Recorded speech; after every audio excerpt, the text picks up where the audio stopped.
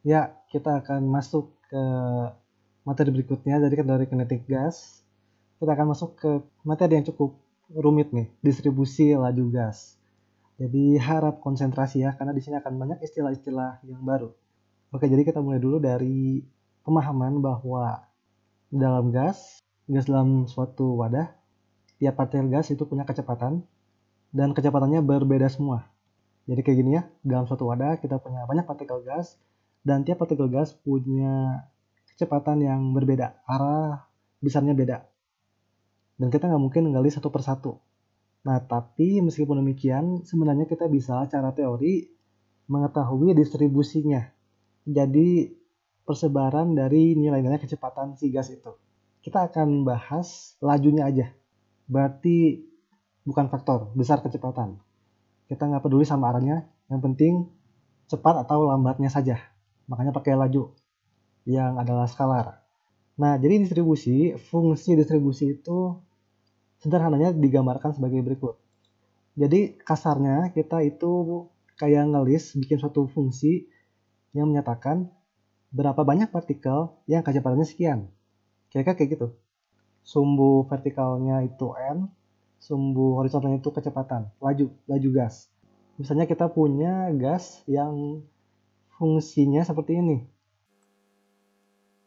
Nah, kayak gini kira-kira.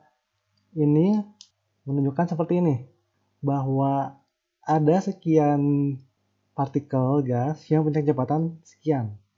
Kayak gitu ya cara bacanya ya. Di sini berarti di sekitar dengan kecepatan ini nih, laju ini kita nggak tahu berapa, itu berarti paling banyak partikelnya. Jadi partikel paling banyak punya laju sekian. Jadi kayak gitu lah kira-kira. Secara kasar, fungsi distribusi. Kalau kita lihat di ujung nih, ini kan berarti lajunya tinggi banget, cepet banget gasnya. Itu 0, artinya bahwa tidak ada partikel yang punya laju sekian. Kira-kira kayak gitu. Nah, tapi sebenarnya nggak mungkin kan kita bikin kurva seperti ini. Karena tadi kita nggak mungkin mencatat tiap partikel kecepatannya berapa, lajunya berapa, jumlah partikelnya berapa yang punya laju tersebut. Itu nggak mungkin. Oleh karena itu, distribusi yang dibahas bukan yang semua partikelnya tuh N, bukan.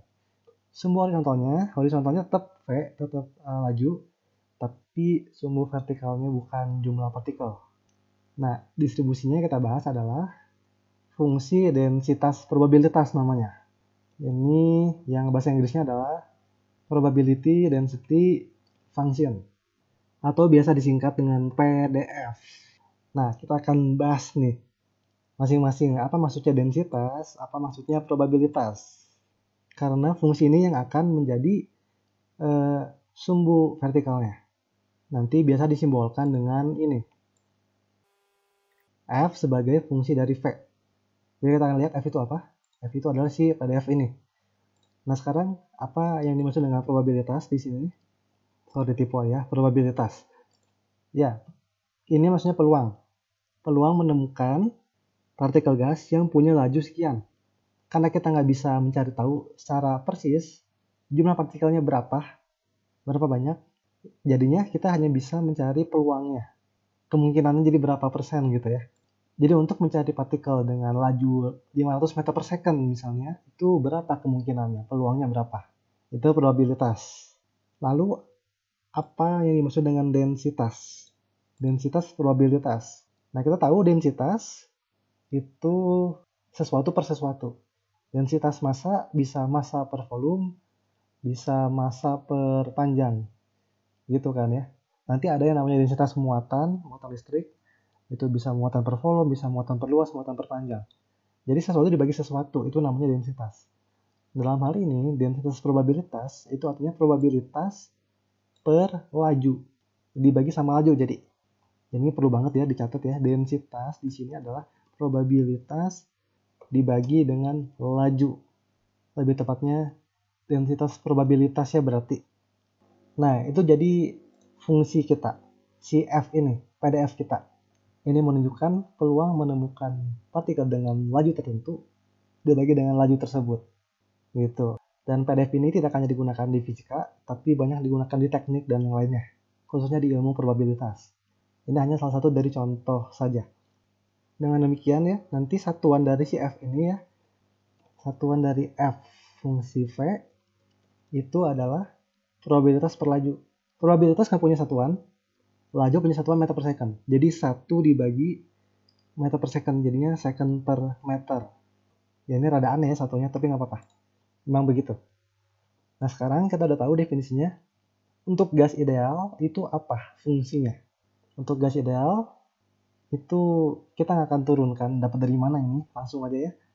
Karena cukup panjang, cukup ribet nuruninnya. Bahkan sangat ribet mungkin. Ya, jadi ini rumus dari PDF untuk laju gas pada sistem gas ideal. F fungsi V sama dengan ini konstanta 4 per akar pi.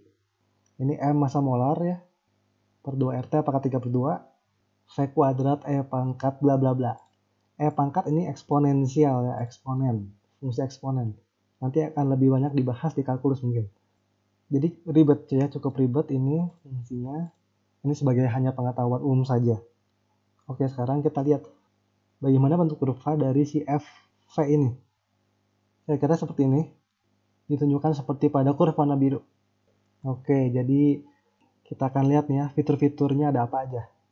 Daerah sini ini menunjukkan bahwa partikel paling banyak ditemukan lajunya tuh sebesar sekian. Kita kalau ini berapa nih? Ini misalnya berapa gitu ya. Anggaplah ini 20 gitu. 20 meter per second. Ya nggak tahu nih, nggak salah aja. Ini menunjukkan bahwa banyak banget partikel yang kecepatannya sekian. Lajunya sekian. Di daerah sini. Terus ada yang di sini nih ya. Ini ekor di sebelah kiri 0. Ketika lajunya 0 itu peluang nemuinnya 0 artinya ya. Artinya apa? Nggak ada partikel gas yang lagi diem, nggak ada, semuanya bergerak. Sangat jarang menemukan partikel gas yang lambat di bawah 20 meter per second. Kira-kira bacanya kayak gitu. Sedangkan ekor di sebelah kanan ini menunjukkan laju yang sangat besar. Misalnya berapa ya? Misalnya 1000 gitu, anggaplah ini 1000 meter per second. Ini menunjukkan bahwa nggak ada. Ya, ini kan 0 juga karena semua vertikalnya 0. Nggak ada kecepatan partikel yang punya laju sebesar ini, nggak ada. Gitu. Karena gede banget. Atau mungkin ada tapi dikit banget, kecil. Ya gitu, jadi kira-kira cara membacanya. Sekarang kita lihat gas ini ternyata distribusinya dipengaruhi oleh ini variabel T, suhu. Ternyata kalau suhunya berubah, kurvanya berubah. Seperti apa perubahannya? Kayak gini. Ini yang biru kalau T1, yang merah kalau T2 yang lebih dari T1. Jadi kalau suhunya dinaikkan, gas yang dinaikkan suhunya, itu kurvanya jadi seperti ini. Lihat bahwa titik ini yang menunjukkan kecepatan paling banyak ditemukan, itu jadi bergeser ke nilai yang lebih tinggi lajunya. Jadi ini menunjukkan bahwa pada suhu yang lebih tinggi memang lebih banyak ditemukan partikel gas yang punya laju besar. Ya, jadi sesuai dengan pernyataan, makin panas gas, makin cepat gerakannya. Oke. Nah, sekarang kita pengen tahu nih, gimana cara menggunakan rumus ini secara matematis, sekilas aja ya. Tadi kan ini menunjukkan peluang, densitas peluang. Nah, sekarang gimana caranya kita menemukan peluang nemuin gas dengan laju tertentu. Jadi misalnya di distribusi laju ini, kita pengen tahu nih, berapa peluang nemuin gas antara nilai laju ini, V1, sampai nilai laju yang lebih tinggi, misalnya V2. Oke, peluang mendapatkan partikel gas antara dua laju ini itu sama dengan luas si kurva ini. Itu prinsipnya. Gini. Jadi kita mencari luas dari kurva ini antara V1 sampai dengan V2. Berarti pakai integral dong ya. Luas kurva kan pakai integral. Jadi dengan demikian peluangnya kita simbolkan P antara V1 sampai V2 itu sama dengan integral dari V1 sampai V2 FV dV. Gitu, jadi cara ngitungnya sekilas. Kita nggak akan praktekkan ya, karena ini fungsinya cukup ribet untuk dihitung integralnya. Tapi yang penting caranya gitu. Dan kita nggak mungkin bisa ngitung peluang dinilai satu kecepatan, satu nilai laju aja. minimal harus antara dua nilai. Kenapa nggak bisa nyari peluang di satu nilai laju aja? Karena secara teknis nggak mungkin. Misalnya gini, kita ingin mencari peluang nemu partikel dengan laju V1, tepat di V1. Anggaplah V1 itu 100 meter per second. Kita pengen nemu partikel lajunya pas 100 meter per second, nggak kurang nggak lebih. Ya nggak bisa dong ya, itu nggak mungkin terjadi. Pasti lebih dikit atau kurang dikit, nggak bisa pas 100,000. Makanya dianggapnya itu 0 peluangnya. Kita hanya bisa nyarinya ada intervalnya. Misalnya antara 100 sampai 100,3 meter per second deh. Itu masih mungkin bisa dicari gas yang lajunya sekian gitu.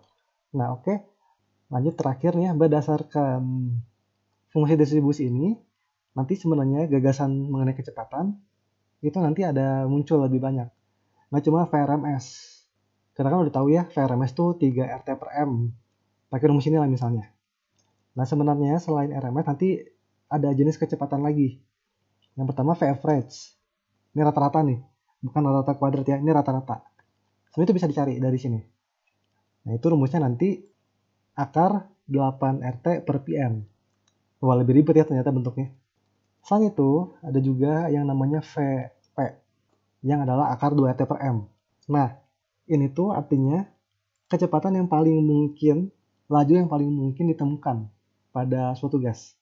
Jadi kalau ini rata-rata kuadrat diakarin, ini yang paling mungkin ditemukan, paling tinggi peluangnya.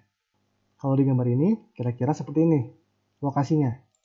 Jadi yang ini nih puncak tertinggi, ini akan nunjukin peluang tertinggi.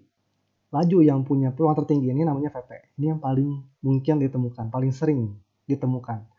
Lalu di sini V-average, rata-rata partikel punya laju sekian, dan ini VRMS yang sering digunakan dalam mikroskopik ya untuk mengukur kecepatan suatu gas, karena bisa langsung dikaitkan dengan energi kinetik. Kira-kira kayak gitu. Dan semuanya ini sebenarnya dengan akar T. Makin tinggi jadi makin cepat. Ya. Dapat dari mana rumus ini? Lewat si efek. Wah itu susah banget nemuinnya. Jadi kita nggak bahas dulu, karena itu pakai integral dan pakai turunan. Kita fokus aja bahwa gas punya distribusi laju.